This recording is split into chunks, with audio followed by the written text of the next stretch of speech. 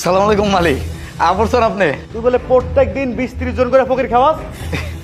যে মালিক খাওয়াই তো। কেন, কোনো সমস্যা হয়েছে? সমস্যা নাই মানে? প্রত্যেক দিন 20-30 জন মানুষ খাওয়ানোর মানে বোঝোস? তোরে তো আমি পরে দেখতেছি, আগে অগো দেখে লই। মালিক মালিক আল্লাহর দোয়াই লাগে, আপনি অগরে কিছু করেন না মালিক।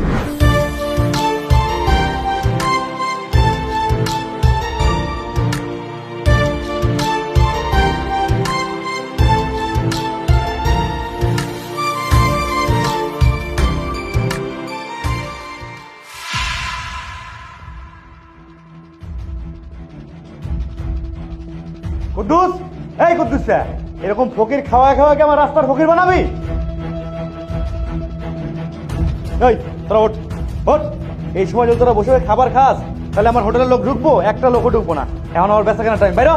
কুদ্দুস ভাই তো আমগো দিয়া প্রতিদিন খাওয়া শুরু করে।